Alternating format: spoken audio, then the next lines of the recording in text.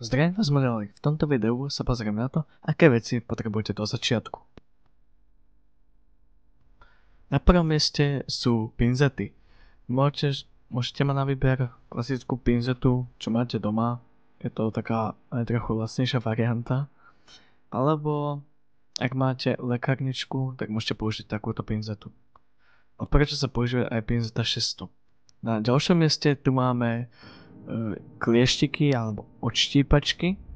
Zo začiatku môžete používať klasické nožničky na nechty a neskôr to môžete nahradiť týmito klieštikmi od Revelu alebo nejaké iné kliešte modelárske môžete použiť, lebo sú silnejšie proti nožničkám.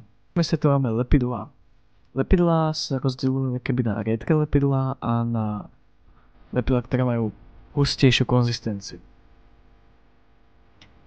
Lepidlo s hustejšou konzistenciou je Revel Contacta.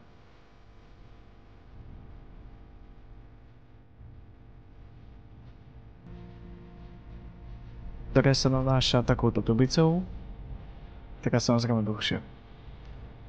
Potom tu máme riedke lepidlo, Tamiya, ktoré sa volá aj zváracké lepidlo. Tamiya má 3 druhy. S bielým vrškom, ktoré má hustú konzistenciu, s zeleným, ktoré má strednú rýchlosť a s žltým, ktoré má veľmi rýchlu rýchlosť. A potom ešte Mr. Cement.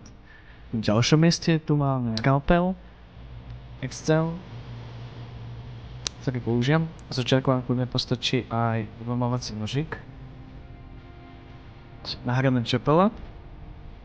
A tu mám brusný papier alebo skôr pilníčky, ktoré sa dajú kúpiť.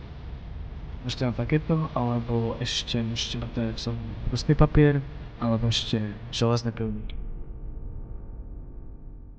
V ďalšom mieste tu máme tmel.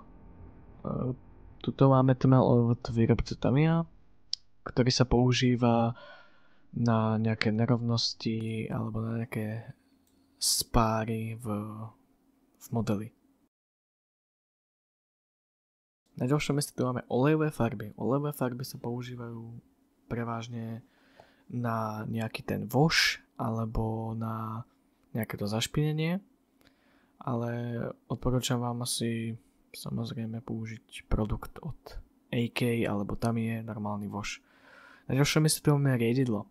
Riedidlo tu máme akurát od Revelu, ktoré sa využíva hlavne na enamelové farby a každé riedidlo má nejaký iný účel, lebo máme riedidlo na enamelové a na lakerové farby.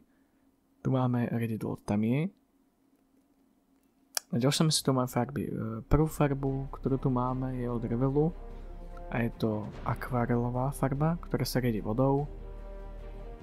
Potom tu máme tiež od Revelu, tiež Aquacolor. A na poslednom mieste tu máme enamelovú farbu, ktorú riedime riedidlom od Revelu. Neskúšal som to s iným, ale má sa riediť normálnym riedidlom. Som si čo potrebujem sú samozrejme štece. Odporúčam od AKčka štece, ale sú potom lepšie štece od DaVinci. Na miešanie farieb použijeme myštičky, alebo vlastnejšia varianta sú mliečkové kády. Model zašpinení oplatí sa používať pigmenty a od AKčka. Potom sa používajú vodíčne nálepky, jedna, ktorá udrží tú nálepku na mieste a ďalšia, ktorá zjemní tú nálepku a splní s povrchom. Cena týchto všetkých produktov je okolo tých 50 €. Tak, to je koniec. V popisku videa máte môj Patreon, kde by ste ma mohli podporiť a máte tam aj môj Instagram. A čus.